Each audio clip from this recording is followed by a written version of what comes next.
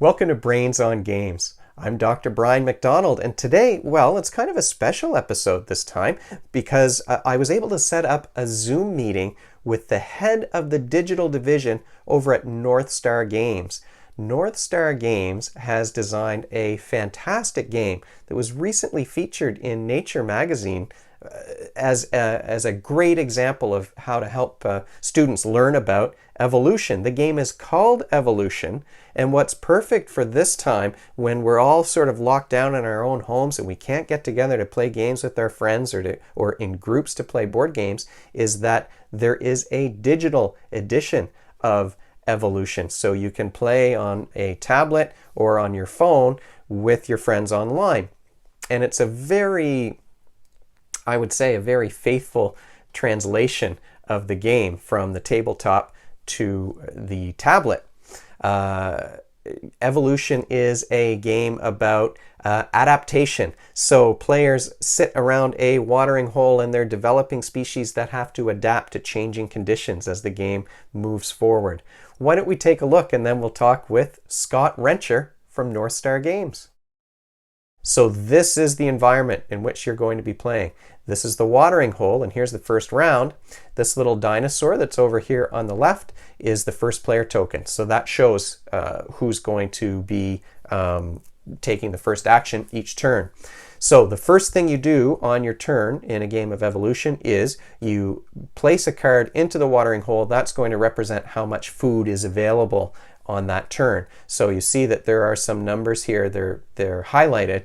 Another thing that I like, it really draws your attention to what it is that you're doing. So the numbers are highlighted, and I can pop 4 food here into the watering hole. Now we play cards. The other players are playing. I can play at the same time as them if I want to, or I can wait and see what they do. Their cards don't get revealed until everyone has played. And here are the options that you can do with the cards. Your species is here. You've got 3 traits that you can add to your species. So these cards can be added as traits. Here's intelligence is a great one. It makes things very flexible, and you can zoom in and see what the card looks like and what the text says, what the game effect is going to be. So I could, if I wanted to, discard a card to negate a defensive trait if I was a carnivore and I wanted to attack someone who had some sort of a defense, or I could discard a card to find 2 food to prevent my species from starving. So intelligence is really important, but boy, does it ever use up a lot of your cards. It maybe would be more helpful for me later in the game. Fat tissue is a great adaptation that's helpful if the food starts to dry up because your species can store food if it adds that as a trait. And then finally, I've got a symbiosis card. This card prevents predators from attacking if the species on the right-hand side of the one with this trait has a larger body size than this one. Now, some other things I can do with these cards. I don't have to necessarily use them as traits. I can increase the population size of my species, and that will mean that that species will take up more food, but I'll get more points at the end of the game for having a larger population. I can increase the body size of that species. That's protective against predators. Predators need a larger body size in order to attack you. The other thing I can do with the cards is I can add a new species to the board. And again, these are various ways that you get more points at the end of the game. So I think that's what I might do at this point because I have that symbiosis card that's going to be protective. So here, I'll add a new species. I'll take symbiosis. What does that say? It says that this species can't attack if the one to the right has can't be attacked, pardon me, if the one to the right has a larger body size. And then I'll use the fat tissue card to increase the body size of this little bird over here. Then I'll end my turn and you'll see how things play out. So this person on the right hand side is going to be a carnivore. We've got a climber over here too, and there's lots of food here in the middle. So everybody's got all the food they need. The carnivore wasn't able to eat anyone. Why was that? The carnivore had a body size that wasn't big enough to eat my species over here, and the other one was protected. This fella over here on, you can see at the top left right now, I don't know if I can zoom out from here while I'm in the middle of the feeding hole phase. This one had a climbing trait. I don't know if you could tell, but it had a climbing trait, so then the carnivore would have to be able to climb in order to catch it. Now, that gives you an idea about how a turnaround of evolution is played. What skills are required to be successful at this game? Obviously, you've got to use some planning, some knowledge of the probability that different cards are going to pop up. And whenever we're talking about planning and prediction, we're talking about executive functioning skills, the skills you need to be able to work towards a future goal. Those are super important, and it's an area where, for example, students with attention deficit hyperactivity disorder, that's an area that tends to lag behind in their development, are those executive functions. In fact, there's some researchers who would say ADHD is a disorder of executive functions rather than attention. Now, another skill that's really important here is that you need to be flexible. Yes, you need to have a plan, and maybe you can try to make predictions about what the other players will do, but that plan has to be able to be changed if necessary. Every turn there's going to be a different amount of food in the watering hole. Every turn there might be a species that winds up being a carnivore who's going to attack your and ruin your hard work. So your plan has to be flexible, and we've talked a lot about flexible problem solving, and flexible problem solving, also known as fluid reasoning, is a super important skill that we measure when we're looking at a student's ability to learn. What else do you need to play this game? Well, one thing that I've found to be helpful, and it's not really the main skill, but it is helpful to be able to remember the cards that have been played previously. If you see someone is, for example, building up the body size of one of their species on the board, I mean, it's possible that they're trying to protect against carnivores, but it's also possible they might be building things up to surprise you with the carnivore towards the end of the game that already has a large body size and therefore can attack lots of the other creatures on the board. So you've got planning and prediction, you've got flexible problem solving or fluid reasoning, and there's that memory component as well. Now, let's talk to one of the folks from North Star Games who helped with the design of the digital version of Evolution, Scott Rencher. So what was the inspiration behind a card game, the card game Evolution? Yeah, I mean, it was actually developed by a biologist originally. It was a biologist in conjunction with a Magic player. Pro Magic player. And so Dominic brought that love of, cards and strategy and these combinations and, the effect you get when you put a new card on something and you also have these new abilities to do with that card. The biologist brought the actual science and we try to really represent a simulation of how ecosystems work in nature. So everything's self-balancing, For those not familiar with the game, it's essentially you've got your creature and you got to keep them alive, and you do that by adapting them. And so you and your opponents are huddled around this watering hole, and you're all fighting for a limited supply of food. And you can manipulate the food a little bit, and so you got to adapt your creatures to try to figure out, okay, where's this environment ecosystem going, and how can I best make sure my creatures are suited for that new environment. And then you can also adapt into carnivores. You can go eat your opponents. They can adapt defenses. So you have this kind of cat and mouse of trying to figure out both what your opponents are doing and what the ecosystem is doing to try to keep your guys alive and thrive. And so we really tried hard to make sure everything was self-balancing. We had a limited amount of rules we wanted to put in there. We wanted to make things as thematic as possible. So, for example, if there's not very much food, population dies out. If there's a lot of food, you get a lot of species, but then carnivores come and flourish. And so then the carnivores go and they can kind of thin the herd if there's a lot of defenseless species. Things like that. So we tried to make sure every rule we put in was as thematic as possible, just made sense to people like, yeah, okay, that makes sense. Of course, you have to be bigger than your opponent to eat them. It's the food chain, the big eat the small. A herbivore can only eat plant food. A carnivore can only eat meat food, things like that. And so we had a lot of fun with that. So it really went into both the game design, of making sure that people understood the theme and it was deeply ingrained in the game. And it also it made the game better, easier to play because it made sense to folks that way. by trying to stay true to the science as much as possible. We were really stoked. It recently got featured in Nature magazine. It's one of the preeminent science magazines out of the UK. They chose as one of the best examples of evolution. And we were pretty excited Wow. about that. Yeah. Yeah, I read about that. That is fantastic. And speaking of theme, the conversion to I have to tell you, one of the things I really like about the digital version of the game is the representation of each species is that footprint. Thank you. Oh, that's music to my ears. I can tell you, we spent a obscene amount of time on that piece in particular. It was really hard, we found, to translate the physical pieces into the digital realm where, we wanted to make sure everything made sense, all the information was clearly conveyed, it was artistically beautiful, and then also, that footprint is one of the key action items in the game where you can play your card to it, you add traits to it, and you can add population to it. And so we want to make sure all of the elements were clear. The scientific accuracy was important in designing this thing. The balancing act and keeping the rules as straightforward as they possibly could be. What are you hoping the players will get out of, especially the digital version of Evolution? So, one thing we really want to do with the digital version was make it easy for people to learn the game and understand the game. Because, the biggest obstacle to any game is learning the rules. Nobody wants to learn a new game. It sucks. It's not fun to do something where you feel stupid, you don't understand what's going on. And so we spent a lot of time there on the tutorial, which is kind of a dirty word. Nobody wants to play a tutorial. You usually think of like walls of text you're reading through.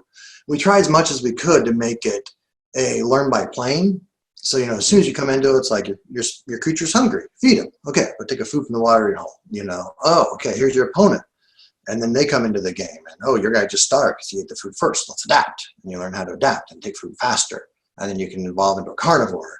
And in fact, when we first evolved people to carnivore, we had to have people get attacked by the carnivore first to understand the kind of how the body size concept worked. We found that worked much better to feel the pain of getting attacked, and then you get body size to protect yourself, and you can adapt into a carnivore yourself. So I think that's one of the key benefits of the digital is it'll walk you through this process of learning just by playing the game. And we can do a lot of things in digital too. We can't do it in cardboard. We have an entire campaign in the game. You're exploring this island. You're playing different opponents, all have different styles of play, and so that's kind of fun to learn some of the different playing styles. There's a lot of different paths to success in the game. You can be your peaceful herbivore and make your little food engine and just do your own thing. The carnivore is an obvious one, being aggressive and going after people. There's a scavenger that likes really low food and has learned to kind of get by on his own, with a long neck to reach food from the trees and scavenge food after the carnivore's attack, so they don't need any food in the watering hole. So you play some of these different opponents. We can do that and lead you on this journey. It's a lot of fun. You can't do in the in the physical world. It's just nice because it's kind of like a virtual host holding your hand as you go through this. It's like your friend kind of explaining it, without. Yeah, it's almost like a legacy game where your deck is slowly built up through each of those tutorial missions, where finally you get to the carnivore section, and then eventually you have access to all of the cards. Yeah, exactly. Yeah, definitely. We tried to build it slowly so that it didn't overwhelm people and they could see some of the different cards as it goes. And it gives a little different experience every time you add a new card and the way it's played. Yeah. Right. So you kept the sort of bar for entry as low as you could for a game that's still going to be balanced and scientifically accurate. What are the skills that you see as being required for somebody successful in playing a game of Evolution? Yeah, I think one of the key ones you got to figure out is this kind of adaptability. Like there's always this fun inflection point in the game. You're going along and you think you're in really good shape and you're winning. And you've got your little, maybe your cooperators and your foragers, and you're taking all this huge bite for the watering hole. You go and you take 4 food at once. You're like, oh yeah, I got this. And then all of a sudden the watering hole runs out of food. Mm-hmm. And you're like, crap, I'm not suited for this. I'm not adapted for this, and all your species starve. Or maybe all of a sudden, a big carnivore comes out and you're like, crap, I wasn't ready for this, And so it's kind of like predicting, okay, I see what my opponent's doing here. Where are they going? What can I do to make sure I'm ready for what happens next? Maybe I need some defense. Maybe I need some more traits to help me eat not from the watering hole, things like that. And I think that's one of the key skills is that kind of adaptability and predicting where things are going. Right. So you have to plan ahead, but that plan has to be flexible because the conditions keep changing in the game. You never know, like you said, somebody could play a card that sucks all the food out of that watering hole and then you're stuck. Yeah, that's definitely one thing with this process is adapting is, yeah, a lot of times it works out, sometimes it doesn't, and you're going the way of the dodo bird and going extinct. that's Hmm. that's Hmm. one way you learn is, all right, that didn't work, let's try something different. We tried to make it as painless as possible to have a pretty low penalty if things don't work out. You get your cards back so you can still be in the game and come right back into it. Yeah. Right. I mean, you developed the lesson plan to go with the education edition, which I thought was an awesome idea. It's almost like you're analyzing a board game that you just played in the same way that English students are analyzing the novels that they're reading in their English class. I, Oh, that was really cool. I mean, that kind of happened, yeah, just fortuitously. Some biology teachers, started using the game in their classroom and saying, "Hey, this really represents the science so much better than you're going to learn from a textbook." Where people actually experience this process of natural selection and ecosystems changing and what happens when that happens. And so, yeah, some of them, we had a few different teachers independently develop some of those lesson plans, and we asked for it. Like, cool. And yeah, the education edition kind of came about by that, by a lot of teachers like, hey, the core of this game is awesome. We need to do some things to make this more suitable to the classroom. At the same time, we try to make it so it also be more suitable like families to use at home, where it's really easy to switch accounts, and have a new student come and go through the campaign on their own, so they can have their own progression and timing as they go through that. We put lots of little cookies in there for people to find. For example, like when you make your creature at the end of the game, you see this cool hand illustrated drawing of that creature you created. And so this way each student can do that on their own and they can unlock those as they go and stuff like that. Yeah, and we turned off like chat and the multiplayer. When you go online and play, we turn off the chat just to make sure that students and younger kids are safe, as they go on there, so they don't get exposed to anybody upset about their creature dying or anything like that. And yeah, we did a few other things to make it a lot easier to maintain for the teachers, as well as made it so that it works like with family sharing and stuff like that for families to use at home. Yeah. Mm-hmm. And so, what would you say are the age ranges of the grade ranges that the education edition is going to work best for? I think about 10 and up seems like the sweet spot for it. As soon as you get to about sixth grade and up, it seems like it's probably the most relevant. I mean, I've seen younger children play; they can do it, but I think parents and teachers know, like, I'd say across the board, safe recommendation would be about age 10 or so. We do have a little bit more streamlined version of the game in tabletop. The cardboard game that we've made for families is called The Beginning, Evolution of the Beginning. And it just simplifies some of the traits and takes out some of the complexity of body size and things like that. That one goes down to about age 6 and up. Oh, wow. Yeah, I would recommend that one if you can go below age 10, for your family. What we're looking at. So how can parents and teachers get their hands on the education edition of Evolution? You bet. So it's available on most of the major digital platforms right now. It's on Apple in the App Store. It's on Android in the Google Play Store. It's on for PCs in the Windows Education Store. So those are the 3 platforms where you can get it. We have it 50% off right now for launch. We know there's a ton of students and families kind of stuck at home looking for something to do, so we made it half off. Right now during the quarantine. And that goes through the end of the month. End of May, it's half off. So if you are seeing this, yeah, you got a chance to jump on that. Yeah, that's the main way. If you're interested in the board game side of it, come to our website, northstargames.com, and you'll see the board game there, or through the video game side. Probably the best place for the video game is evolutionvideogame.com, and there you'll see the links to the education version, and you can buy the board game from there, etc. And you can find the lesson plans there as well, right? Lesson plans, yeah. The lesson plans are there on our site for free to download, and you can download those, and it helps guide you through helping students, understand and digest what they're learning as they're playing. Yeah. Awesome. Scott, thanks so much. Hey, thanks, Brian. It's been a really fun conversation. Appreciate it. It was a pleasure talking to you. All righty. Thanks. Take care. Stay healthy. Yeah, we'll do. Thanks so much to Scott Rencher for joining us today and telling us all about Evolution and the inspiration and the skills that are required to play that game. I'll include links to the digital version, the education edition, and the lesson plans in the show notes for this episode. And as always, if you have any questions or suggestions, you can reach me at brian@brainsongames.ca. Brainsongames.ca is where you can find this episode and all the previous episodes of the show, and hopefully you'll join me next time.